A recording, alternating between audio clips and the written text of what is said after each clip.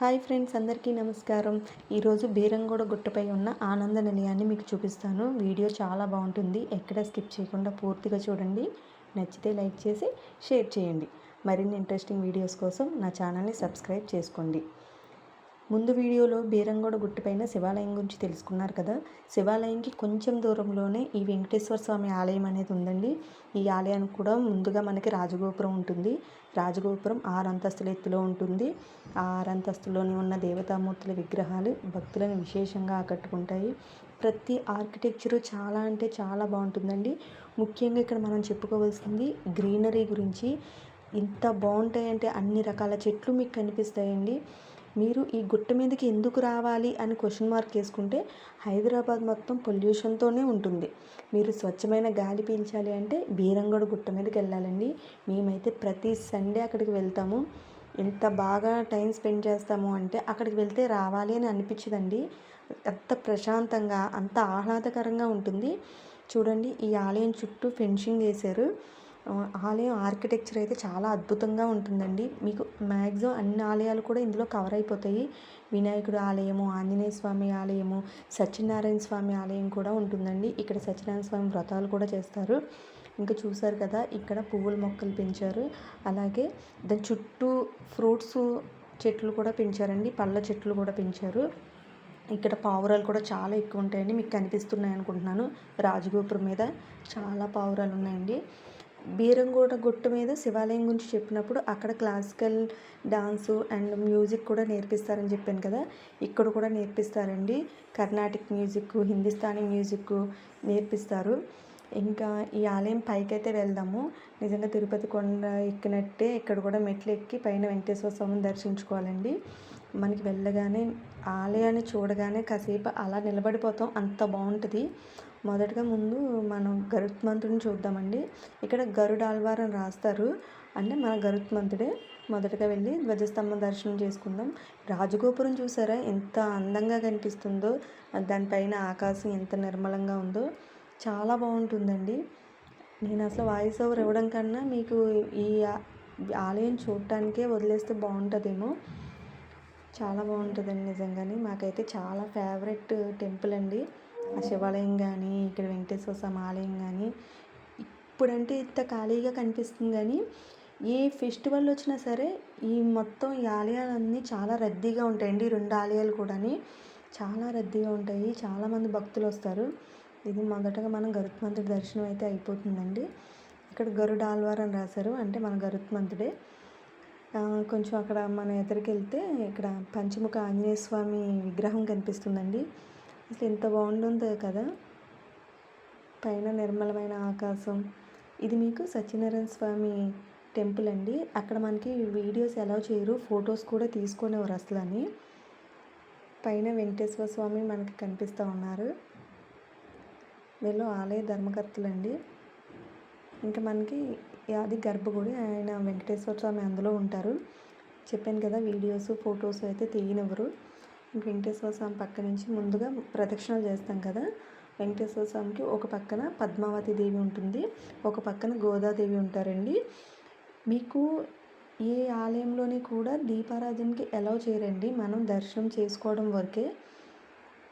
చూసారా, చుట్టూ నిమ్మ చెట్లు, బత్తాయి చెట్లు, సపోటా చెట్లు, పనస చెట్లు, పువ్వుల మొక్కలు, అరటి చెట్లు, వేప చెట్లు, టేకు చెట్లు, అన్ని రకాల చెట్లు ఉంటాయండి.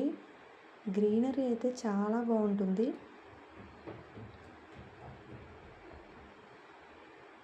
నిజంగా ఈ 2 ఆలయాలు కూడా ప్రకృతి ఒడిలోనే ఉన్నాయండి, ఆహ్లాదకరమైన వాతావరణంలో. ఇంక ఇప్పుడు మనం గోదాదేవి దగ్గరకు వచ్చామండి. ఇక్కడ గోదాదేవి అమ్మవారు ఉంటారు. చూసారా, అక్కడ గమనిక అని రాశారు. దీపాలు వెలిగించకూడదు అని చెప్పేసి స్ట్రిక్ట్గా ఉంటారండి ఆ విషయంలో మాత్రం. ఎందుకంటే చూస్తాం కదా, చాలా చోట్ల ఇష్టం వచ్చినట్టు దీపాలు వెలిగించేస్తారు, ఆ నంది పక్కన పెట్టేస్తారు, గర్భాలయంలో పెట్టేస్తారు. ఆ తర్వాత ఏం జరుగుతున్నది అన్నది ఆలోచించరు.